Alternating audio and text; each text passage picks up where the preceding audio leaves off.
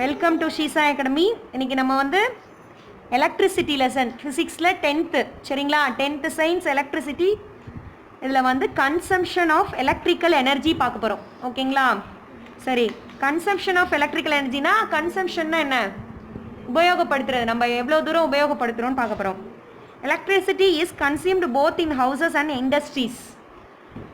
Electricity வந்து எங்கெங்கெல்லாம் consume பண்ணுறாங்க, எங்கெங்கெல்லாம் உபயோகப்படுத்துகிறாங்க, அதை ஹவுசஸ் அண்ட் இண்டஸ்ட்ரீஸில். சரிங்களா? Consumption of electricity is based on 2 factors. So இது உபயோகப்படுத்துறதுல 2 ஃபேக்டர்ஸ் இருக்குன்றாங்க, 2 காரணிகள். ஒன்று வந்து அமௌண்ட் ஆஃப் எலக்ட்ரிக் பவர், எவ்வளோ எலக்ட்ரிக் பவரை யூஸ் பண்ணுறோம். இன்னொன்று வந்து டியூரேஷன் ஆஃப் யூசேஜ், எவ்வளோ நேரம் யூஸ் பண்ணுறோன்னு. ஓகேங்களா? ஸோ இந்த 2 ஃபேக்டர் தான் நம்மளுக்கு கன்சப்ஷன் ஆஃப் எலக்ட்ரிசிட்டிக்கு பேஸ்டாக இருக்குது. Electrical energy consumed is taken as the product of electric power and the time of usage.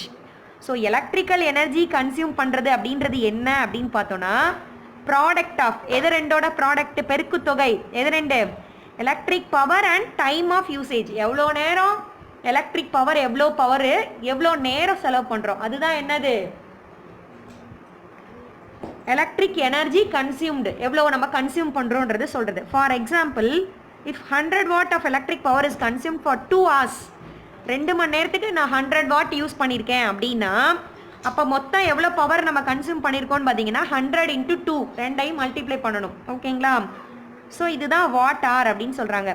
Consumption of electrical energy is measured and expressed in watt hour though is its SI unit is watt second. Watt second தான் இதோட SI unit. இருந்தால் கூட நம்ம இதை ஹவரில் தான் சொல்லுவோன்றாங்க, மணிக்கணக்கில் தான் சொல்லுவோன்றாங்க. புரியுதுங்களா? In practice a larger unit of electrical energy is needed. இப்போ நிறைய வேணும் நமக்கு, எலக்ட்ரிக்கல் எனர்ஜி தேவைப்படுதுன்னா என்ன அர்த்தம்னா, this larger unit is kilowatt hour. அதுக்கு யூனிட் என்னது? கிலோவாட். புரியுதுங்களா? ரைட்டு, இதெல்லாம் அண்டர்லைன் பண்ணிக்கோங்க. 1 kilowatt hour is otherwise known as the unit of electrical energy.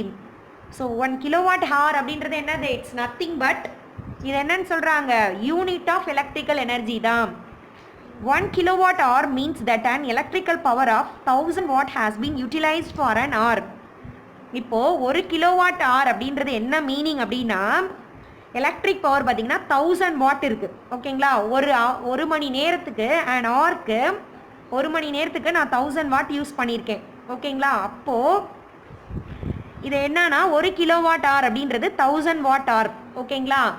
So 1000, இந்த ஹவருக்கு ஒரு 60, அப்புறம் 1 மணி நேரம் நம்ம யூஸ் பண்ணியிருக்கோம், அதுக்கு 60 மினிட்ஸ். ஸோ போட்டிங்கன்னா செகண்டில் எவ்வளோ வருதுன்னு பார்த்தீங்கன்னா, வாட் செகண்டு, ஐ மீன் இது 60க்கு மாற்றுறாங்க. ஓகேங்களா? 60 செகண்ட்ஸ்க்கு, 60 செகண்ட்ஸ்க்கு இல்லை, 1 ஹவர்னா 60 மினிட்ஸுக்கு. ஓகேவா? ரைட்டு. அப்போது 3.6 × 10⁶ ஜூல். புரியுதுங்களா? இது வந்து 1 கிலோவாட்ன்றது செகண்டில், ரைட்டா? 1 கிலோவாட் அப்படின்றது என்னென்னா 3.6 × 10⁶ ஜூலுக்கு சமம் அப்படின்னு அர்த்தம். Domestic electric circuits. The electricity produced in power stations is distributed to all the domestic and industrial consumers through overhead and underground. அதாவது எலக்ட்ரிசிட்டி ப்ரொடியூஸ்ட் இன் பவர் ஸ்டேஷன்ஸ்லாம் எப்படி டிஸ்ட்ரிபியூட் பண்ணுறாங்க, டொமஸ்டிக்னா வீடுன்னு தான் அர்த்தம். சரிங்களா? வீடுகளில் அண்ட் இண்டஸ்ட்ரியலில் த்ரூ ஓவர்ஹெட் அண்ட் அண்டர் கிரவுண்டை வச்சு என்ன பண்ணுறாங்க, அண்டர் கிரவுண்ட் கேபிள்ஸ். சரிங்களா? அண்டர் கிரவுண்டில் கேபிள்ஸ் வழியா, ஒயர் வழியா.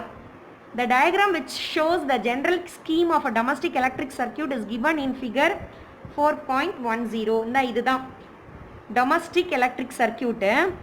இது வந்து எர்த் கண்டிஷனு. இது வந்து என்னவா, எலக்ட்ரிசிட்டி மீட்டரு. மெயின் ஃபியூஸ் வருது. ஓகேங்களா? மெயின் ஃபியூஸ் வருது. இதுலேருந்து ஒரு லைவ் ஒயர் போகுது. மெயின் ஸ்விட்ச் இங்கே இருக்குது. இதுலேருந்து எங்கே போகுதுன்னு பாருங்கள், அப்ளையன்சஸ் இன் பேரலாக போகுது. ஓகேங்களா? Connection of various appliances in parallel connection தானே வீட்டுக்கெலாம் கொடுப்பாங்க, நம்ம படிச்சிருக்கோம். ஓகேங்களா? ஸோ இதுதான் அந்த setup. In our homes, electricity is distributed through the domestic electric circuits wired by the electricians.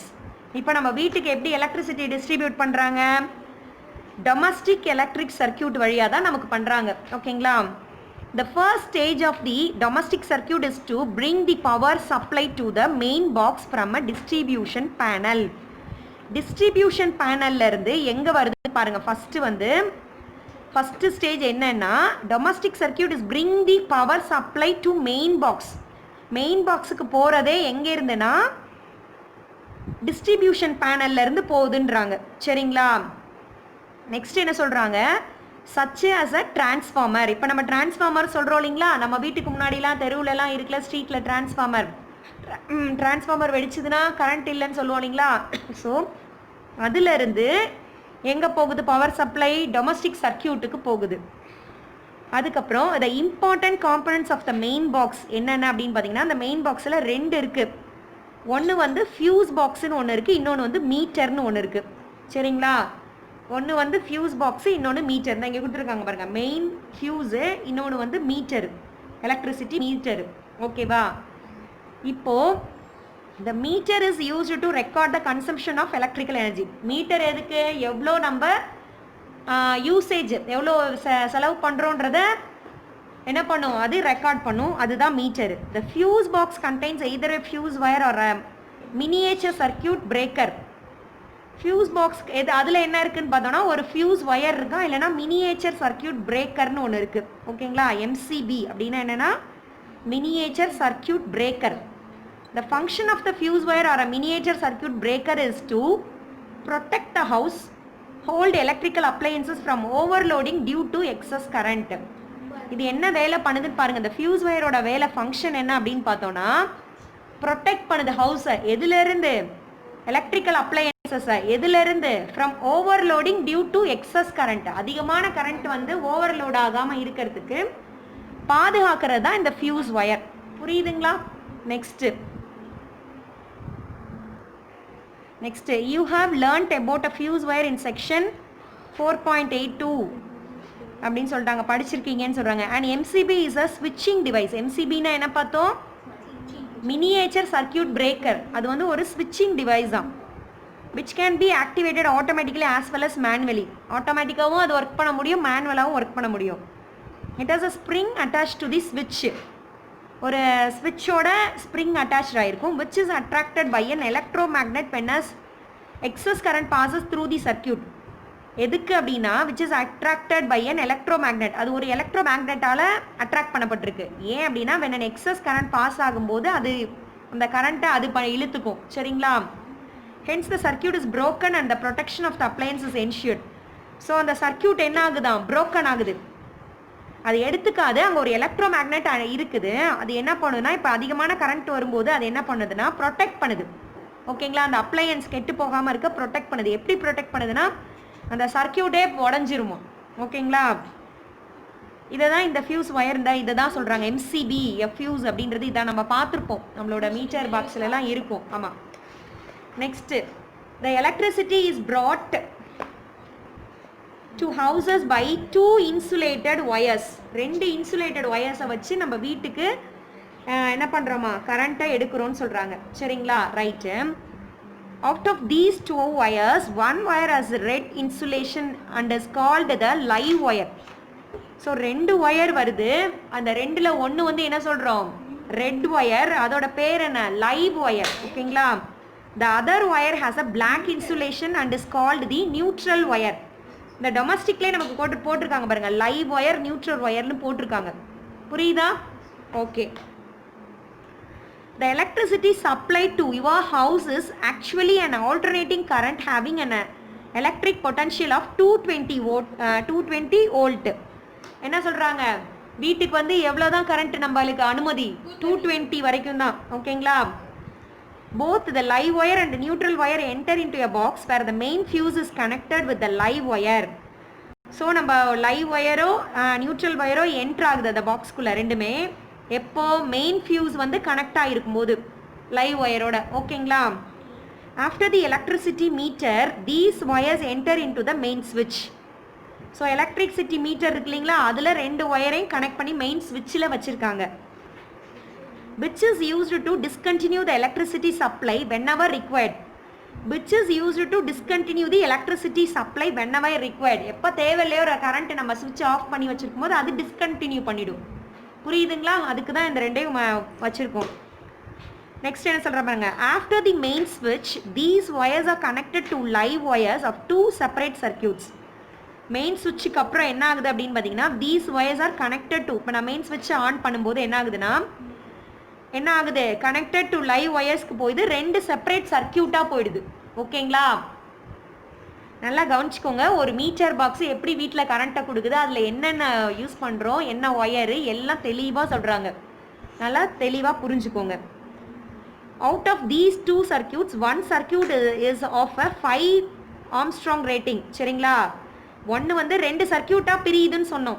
Main சுவிட்சில் வந்து என்ன ஆகுதுன்னு சொன்னோம், 2 சர்க்கியூட்டாக கனெக்ட் ஆனோட்டி, ஒயர் கனெக்ட் ஆனோட்டி 2 சர்க்கியூட் பிரியுதுனோ. ஒன்றுக்கு வந்து 5A ரேட்டிங் இருக்குது, which is used to run the electric appliances with a lower power rating. அதாவது இது எதுக்கு யூஸ் ஆகுதுன்னா, அப்ளையன்சஸ்னால் என்ன, வீட்டில் இருக்க அந்த மிஷினரிஸ் இதெல்லாம் வந்து ரொம்ப கரண்ட்டை கொஞ்சமாக எடுத்து செலவு பண்ணி யூஸ் ஆகிற அளவுக்கு இருக்குதுன்னு சொல்கிறாங்க. Such as tube light, bulbs and fans, இதுக்கெல்லாம் கரண்ட் ரொம்ப கம்மியாக தானே செலவாகும். Okay, the other circuit is of 15A ரேட்டிங்கா. ஓகேங்களா? இது என்ன பண்ணுது அப்படின்னு பார்த்தோன்னா, which is used to run electric appliances with a high power rating. இது அதிகமான கரண்ட் எதுக்கெல்லாம் தேவைப்படுது, ஃபார் எக்ஸாம்பிள் ஃப்ரிட்ஜ், ஏசி இந்த மாதிரி. ஸோ அதான் சொல்கிறாங்க, such as air conditioners, refrigerators, electric iron and heaters. So இதுக்கெல்லாம் அதிகமான கரண்ட் தேவைப்படுது. ஸோ அது 15A அப்படின்றாங்க. It should be noted that all the circuits in a house are connected in parallel. இது நம்ம ஆல்ரெடி இந்த வார்த்தையை நம்ம ஏற்கனவே படிச்சிருக்கோம். நம்ம வீட்டில் இருக்க சர்க்கியூட் வந்து பேரலல் தான். ஒன்று வேலை செய்யலைனாலும் இன்னொன்று வேலை செய்யும். ஓகேங்களா? அதே பேரலல் இல்லாமல் இன்னொரு என்னது இந்த டைப்பாக இருந்துச்சுன்னா அங்கே என்ன ஆகும், ஒன்று கட் ஆனாலும் இன்னொன்று கட் ஆகிடும், எல்லாமே வேலை செய்யாது. ஓகேங்களா? So that the disconnection of one circuit does not affect the other circuit. அதை தான் சொல்கிறோம். ஒரு டிஸ்கனெக்ஷன் ஏற்படுச்சுன்னா அது இன்னொன்று அஃபெக்ட் பண்ணாது. அதுதான் பேரலலோட important use. One more advantage of the parallel connection of circuits is that each electric appliance gets an equal voltage. என்ன சொல்கிறோம், இன்னொன்று என்ன மோர் அட்வான்டேஜ் அப்படின்னு பார்த்தீங்கன்னா, இந்த பேரலல்னால என்ன ஆகுதுன்னா, எல்லா எலக்ட்ரிக் அப்ளையன்ஸுக்கும் ஈக்குவல் வோல்டேஜ் தான் போகுமா. அதிகமாக ஒரு இதுக்கு போணுச்சுன்னா வெடிச்சிரும் இல்லைங்களா? ஒரு இதுக்கு அதிகமான வோல்டேஜ் போனால் என்ன ஆகும், வோல்டேஜ் ப்ராப்ளம்லாம் சொல்லுவோம் பார்த்தீங்களா? ஸோ அந்த மாதிரி அதிகமாகலாம் போகாதான், எல்லாருக்கும் எல்லா அப்ளையன்சஸ்க்கும் ஈக்குவலாக தான் போகுமா. ஸோ புரியுதுங்களா? ஸோ இதோட நம்ம நாளைக்கு பார்க்கலாம். சரிங்களா? இதோட இந்த வீடியோ முடிச்சுக்கலாம். நெக்ஸ்ட் டாபிக் வந்து நம்ம நெக்ஸ்ட் வீடியோவில் பார்க்கலாம். இந்த வீடியோ உங்களுக்கு பிடிச்சிருந்தா லைக் பண்ணுங்கள், ஷேர் பண்ணுங்கள், மறக்காமல் ஸ்ரீ சாய் அகாடமி சேனலுக்கு சப்ஸ்கிரைப் பண்ணுங்கள். தேங்க்யூ.